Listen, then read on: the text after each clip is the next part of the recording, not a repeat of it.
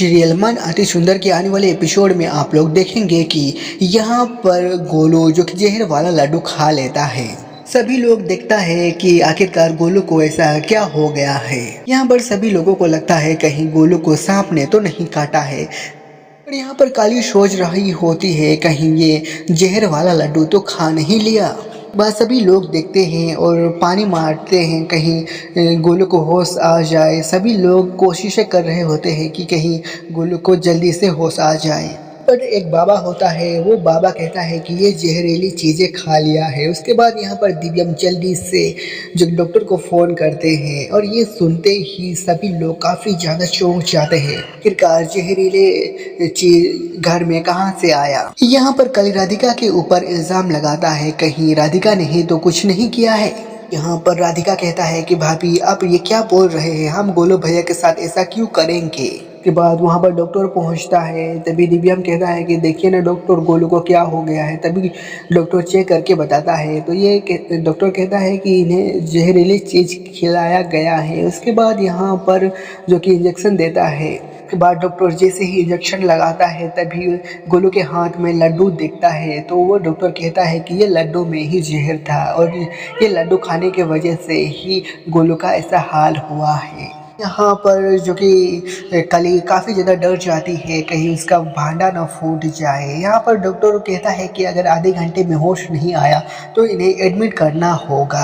यहाँ पर जैसे ही घर वालों को पता चलता है कि लड्डू की वजह से गोलू का ये हालत हुआ है तो यहाँ पर सभी लोग राधिका के ऊपर ही उंगली करते हैं। यहाँ पर कविता तो काफ़ी ज़्यादा गुस्सा हो जाता है राधिका के ऊपर। यहाँ पर कविता कहता है कि तूने ही लड्डू बनाया था ना, तूने ही मेरे बेटे को मारने की कोशिश की हो। यहाँ पर दिव्यम कहता है कि राधिका ऐसा बिल्कुल भी नहीं कर सकती है। उसके बाद यहाँ पर गोलू के पिताजी भी कहता है कि राधिका ऐसा काम नहीं करेगी। यहाँ पर कविता नहीं मान रही होती है और वो कहता है कि मैं तो अभी पुलिस बुलाऊंगी, पुलिस ही फैसला करेगा कि मेरे बेटे के साथ ऐसा कौन किया है। यहाँ पर कली सोच रही होती है कहीं पुलिस आ जाए तो मेरा भांडा तो फूट ही जाएगा। यहाँ पर कली अपने बचाव के लिए कुछ सोच रही होती है कि मैं इस चीज़ से कैसे बचूं।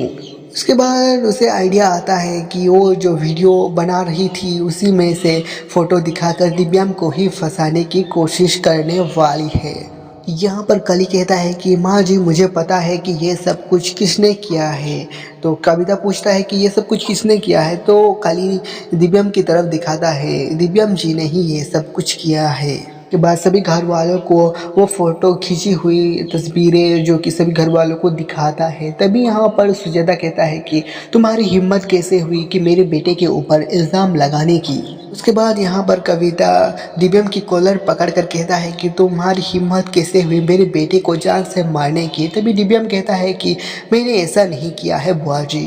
दिव्यम कहता है कि आपको क्या लगता है कि मैं अपने भाई को ही जान से मारने की कोशिश करूँगी, मैंने ये सब कुछ नहीं किया है। यहाँ पर कविता कहता है कि तुम ये सब कुछ कर सकते हो ताकि मेरे बेटे को मारकर तुम सब कुछ बिजनेस का अपना नाम करना चाहते हो।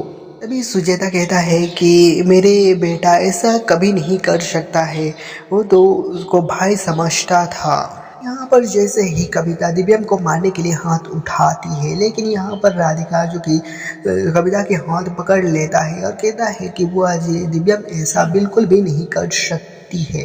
यहाँ पर राधिका कहता है कि स्वयं अगर भगवान भी आकर कहेगा कि दिव्यम जी ने ऐसा किया है तब भी मैं विश्वास नहीं करूँगा। जानता हूँ कि मेरी पति ऐसा बिल्कुल भी नहीं कर सकती है। उसके बाद कविता कहता है कि तो फिर पुलिस वालों को ही बुलाओ, पुलिस वालों ही सब ढूंढेंगे कि ये सब कुछ किसने किया है। पर बाबा लोग भी यहाँ पर खाना खाने से इनकार कर देता है कहीं घर घर में ही जहर खिलाया जा रहा है। अगर ये खाना खाया तो हम लोग का भी जान खतरे में पड़ जाएगी, हम लोग तो ये खाना नहीं खाएंगे। के बाद वहाँ से सभी लोग एक एक करके बाहर निकाल जाते हैं, घर खाली हो जाता है। यहाँ पर राधिका जो कि भगवान जी से प्रार्थना कर रही होती है कि गोलू को जल्दी से ठीक कर दीजिए।